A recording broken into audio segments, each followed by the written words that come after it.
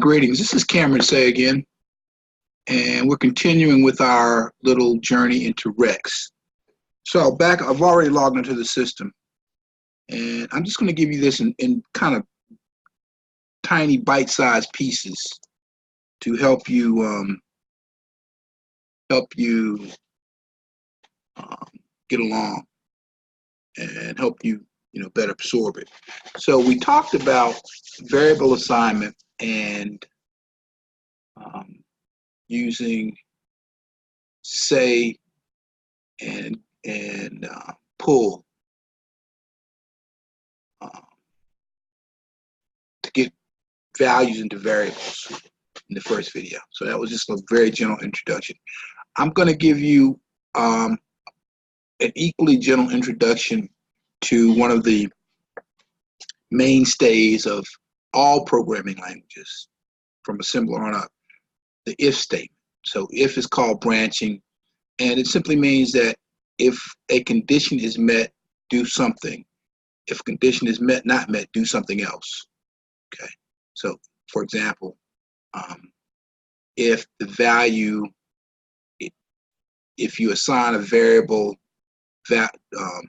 a value of 100 to a variable, and the if condition is if that variable, let's call it variable number, if number equals 100, then print out a message saying variable number equals 100. If not, do something else, and I'll show you a very simple example of this in this screen here. So now let's uppercase all this stuff. Oh, too many lines there.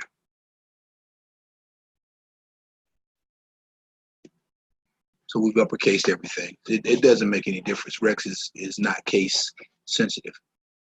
So as we said in the first video, we must have a comment /* Rexx space /* space Rexx /* space Rexx. I'm sorry, we start over again. It's 1 o'clock in the morning. /* space Rexx space //. Okay. Now it doesn't make any difference if you put other things in there. Sometimes they put descriptive messages in this comment about what the program does, as long as the token, and a token is just a series of symbols without a space in them, a symbol that says Rexx, right? So then the system knows, okay, this is a Rexx program, and I need to send this input to the Rexx interpreter to be converted to machine language one line at a time. As we said, Rexx is an interpreted language. Interpreted languages translate programs one line of source code at a time. Reads a line of source code, sends it through the translator, machine language comes out, repeat, etc. So on line 2, we have our internal program. It's a little simpler program written. This is transparent. You use a black box. You have to know what's in it.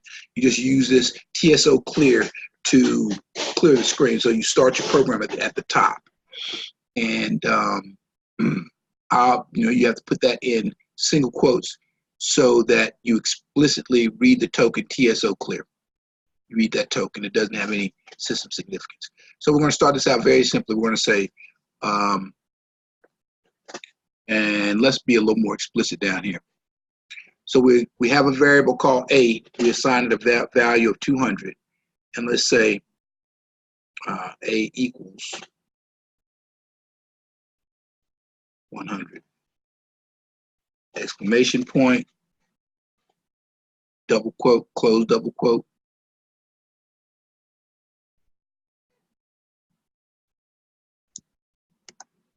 I'm going to uppercase all this.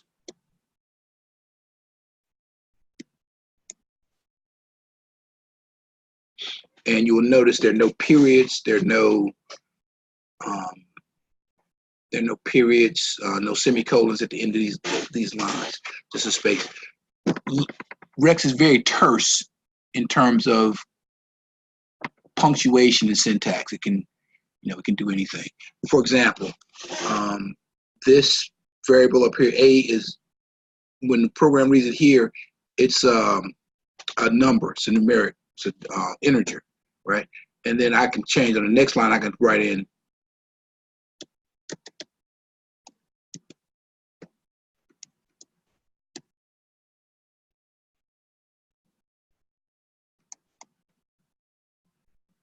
and A has whatever in it I want. I put uppercase 10 is to uppercase all the lines. So let's switch this back. We want it to be a number. The point is that on one line, I can call A equals 100. The very next line, I can say A equals a string of characters. And A is whatever the last value was assigned to A. That's in Rexx, okay? Rexx is very type non-specific. Other languages like Java and C and C++, they are very type defined. They're what are called strongly typed languages.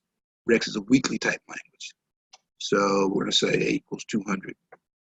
And so now we're going to save this. And I've already stored the line. I practice this to make sure that it runs. So the syntax there, I'll show you other ways that you can run a Rexx.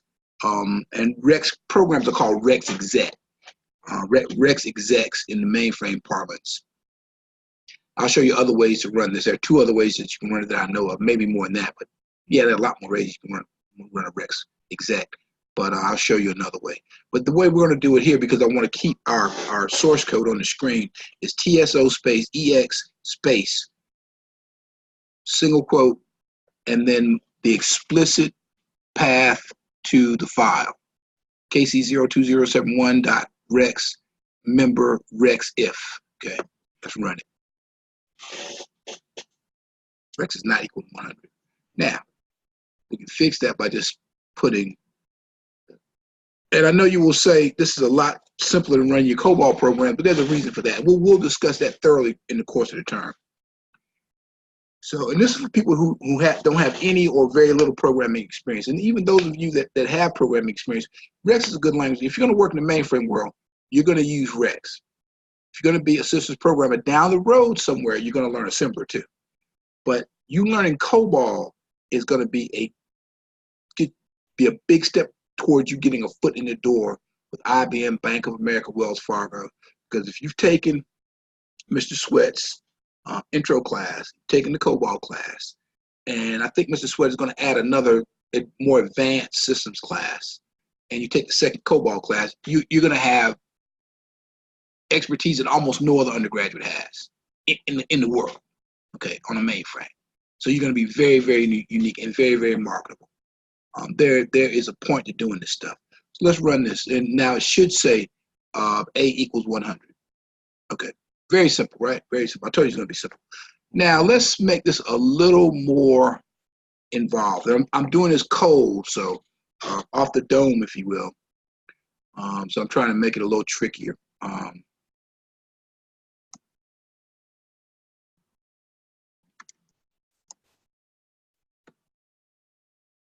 Put in a number. As we saw from the first program, I can do this. And on the next line, I can say,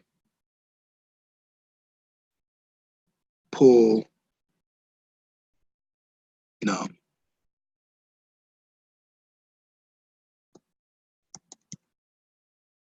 And then I'm going to have, let's add a couple more. I'm putting an I and 10 lines here. So I have enough room. So now let's say, and the tradition is to start your if statement left justified with the level immediately above it. I think that's the way to put it. If num equals 100,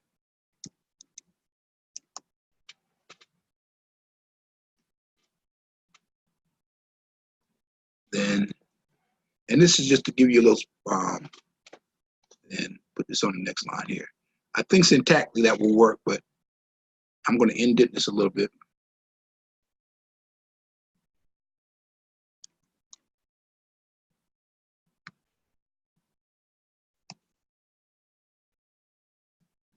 Close that.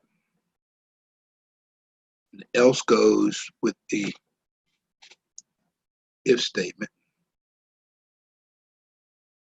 I'm not figuring out the rhyme or reason to, when I insert lines, what makes it do that. I can just delete this here. I forgot I had that there. I-10.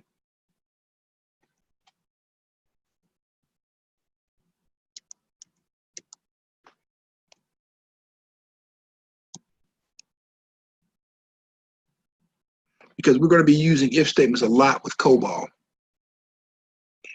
And sometimes it's fashionable to say end or something closing, but that's not really necessary unless you need to separate blocks of code. Uppercase everything. Let's save this. Glance over my syntax a little bit. These quotes need to be the same. And I believe I can use a single quote there.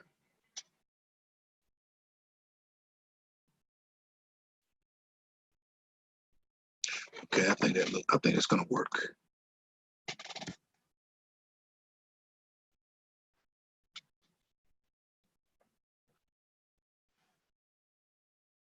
Let's put it in 300. Good. Now, you can nest these statements. You can say if condition, and below that, immediately below that, if another condition. So if it meets the first condition, it goes to the next if. If it meets the second condition, it does a thing that if statement says do, right? Those things can get hopelessly convoluted. And we're going to be using nested if statements with COBOL.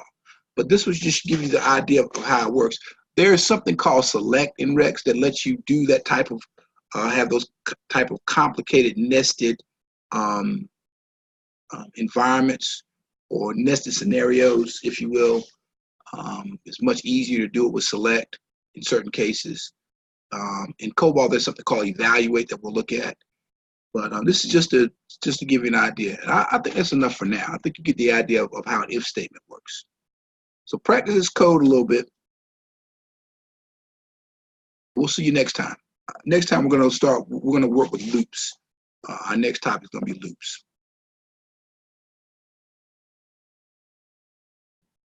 Goodbye. Be well.